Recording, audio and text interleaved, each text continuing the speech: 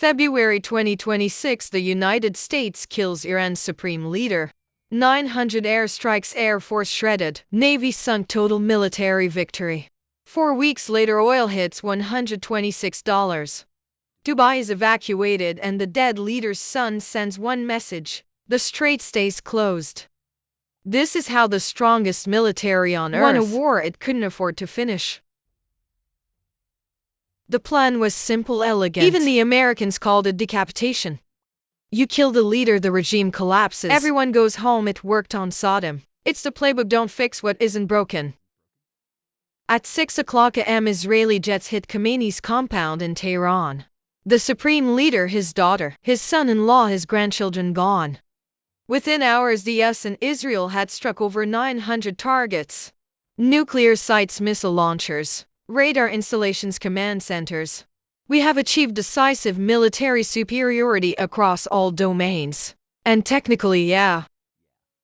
They were right. Iran's air force was shredded. Its navy was sinking, 30 warships destroyed by day 5. On paper, this was a knockout. But Iran doesn't fight on paper. See, here's the part the Pentagon didn't put in the briefing. Khamenei was 86 years old. He'd had prostate cancer for years. Despite knowing the strike was coming, he refused to take shelter. He stayed at his desk in Tehran with his family. He was prepared to die and perhaps even sought it. And in Shia Islam, that's not a defeat. That's a martyrdom. The blood of the supreme leader has made every Iranian a soldier. This is now jihad within 48 hours. The Iranian military had decentralized command. Every region had its own orders. Every cell had its own targets. You can decapitate what no longer has a single head. But the cruelest irony, the cities getting bombed: Tehran, Isfahan, Tabriz. These were Iran's most educated, most progressive populations. The people most likely to support regime change from within. The religious hardliners willing to fight until the last breath. They're in the mountains untouched. America destroyed its potential allies and turned everyone else into an enemy. Good job, guys, really nailed it. Within days, Iran didn't just hit back at America. It hit Dubai, Bahrain, Qatar, Kuwait. Why are you attacking us? Don't you see that sign? We are not part of this conflict. Well, they were kind of part of this conflict. The Gulf states, Saudi Arabia way. Qatar, Kuwait, Bahrain, they're the financial engine of American power. They sell oil in US dollars and invest that money into American stocks, American bonds, American tech companies. It's called the petrodollar system. It's the invisible scaffolding holding up the American economy. They host American military bases. They open their airspace for the strikes on Iran. Neutral is a word for press conferences, not for war, so Iran's strategy wasn't random. It was surgical. Hit the 5th Fleet headquarters in Bahrain. Hit Aramco's oil refinery at Ras Tanura. Hit Dubai International Airport, one of the busiest in the world. But the genius wasn't in what Iran blew up. It was in what it exposed. These Gulf cities are miracles of engineering. Glass towers, indoor ski slopes, man-made islands shaped like palm trees. But they're all built on one fatal assumption: that nobody would ever actually attack them. Dubai's population is 90% foreign workers. These people don't have loyalty. They have employment visas. The moment drones started hitting hotels, the expats started packing. And when the expats leave, the city stops. It's like pulling the batteries out of a toy. And Iran didn't even need to destroy them. It just needed to scare the insurance companies. We'll get to that. Let's take a look at this map. See that tiny gap between Iran and Oman? That's the Strait of Hormuz, 21 miles wide, that's it. 20% of the world's oil passes through this little hallway every single day. On March 2nd, Iran shut the door. Not a single oil tanker was getting through that strait. The drones were loaded, missiles locked on target.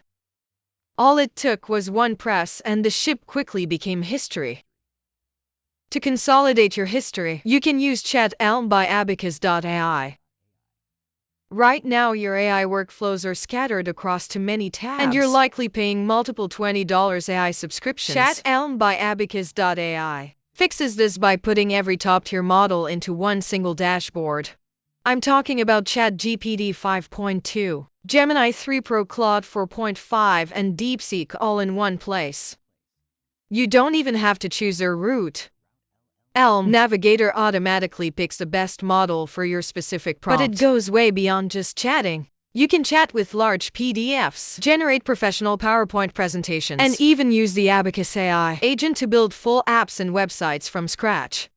If you're worried about sounding like a robot, their humanized feature helps you ditch AI detectors entirely. You get all of this plus image and video generation from Sora 2 and Kling 3.0 for just $10 a month. That's way cheaper than paying for them separately. Stop overpaying and start building smarter. Head over to chatelm.abacus.ai/cc or click the link in my description to get started. Trust me, your browser tabs will thank you. Back to the video. Japan gets the majority of its oil through Hormuz. India 45%, China too. Within a week, Brent crude blew past $100 a barrel for the first time in 4 years. It peaked at $126, but here's the part most people missed.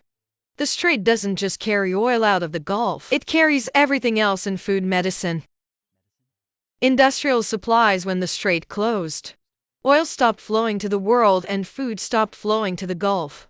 The American empire built its center in a place that can't feed itself. Brilliant strategic planning. Really chef's kiss within days of the war starting. Insurance companies triggered cancellation clauses on war risk policies by March 5th. Protection and indemnity insurance, the kind every commercial ship needs just to operate, was pulled entirely. Premiums for the few companies still willing to quote 5% of a ship's value for a large oil tanker. That's $5 million per trip. Tanker traffic through the strait dropped 81% in a single week. Now look at the geography. Iran's coastline runs along the northern edge of the strait. Mountains, caves, hidden launch sites looking down at flat, exposed desert on the other side. Every oil field, every desalination plant, every airport on the GCC side is a sitting target. But Iran has a vulnerability to water. The country is at severe water stress. Its lakes are drying up. The long term American strategy is to target Iran's water infrastructure, dams, reservoirs, power plants, and fracture the country along its ethnic fault lines. Both sides can destroy each other. Yet one side believes in martyrdom, and the other side's population has already started booking flights out. A lot of this strategic analysis was inspired by predictive history, where he predicts the US will lose the Iran war because of one simple reason. Meet the Shahed 136 drones. It's 11 feet long. It has a wingspan smaller than a car. It flies at 150 miles per hour, and it's the weapon that might bankrupt the American defense system. Each one costs somewhere between $20,000 and $50,000. Iran produces 200 to 500 of them every month. They launch from the back of a truck. They navigate by GPS, and when they reach their target, they dive and explode. Now here's what the US uses to shoot them down. A Patriot missile interceptor, $4 million, and because these drones are small and fly low, the missiles often miss, so you fire 2. Sometimes 3. Do the math. For every dollar Iran spends on a Shahed, America spends $80 to $200 shooting it down. And Lockheed Martin only produces about 620 Patriot interceptors per year. Iran can build more drones in a month than America can build interceptors in a year. But cost is only half the nightmare. The other half is mobility. The Shahed drones launch from the back of a flatbed truck. 5 drones per truck. You park behind a building, fire, and drive away. The truck looks like every other truck on the road. By the time a satellite spots the launcher is gone, parked in a garage or sitting in traffic looking innocent. Meanwhile, a Patriot missile system requires 6 major components just to deploy: radar, control station, antenna, power generators, launchers, and the missiles themselves. It takes at least 30 minutes to set up, and it's visible from space. You can't hide it, you can't move it fast. And once Iran knows where it is, it becomes a target itself.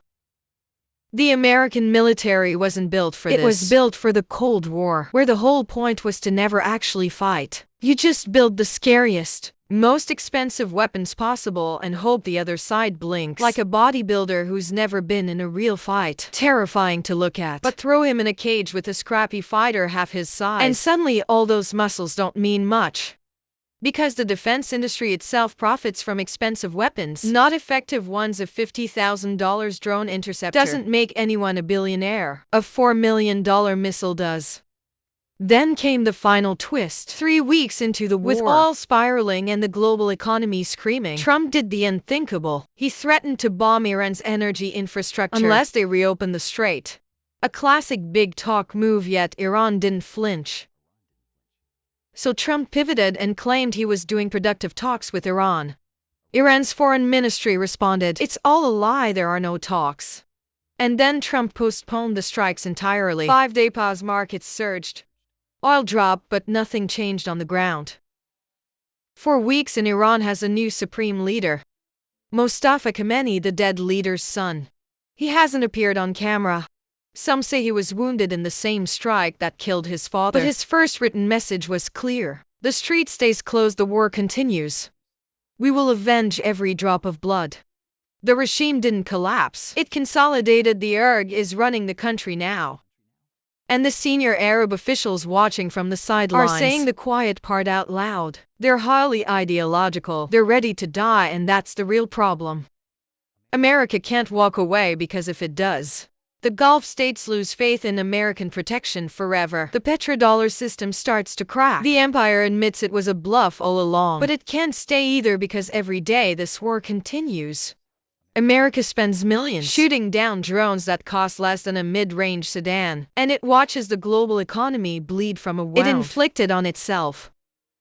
The American empire was built on one idea: if you fear it, you obey it. But what happens when someone stops being afraid? As a wise man once said, an empire founded by war has to maintain itself by war.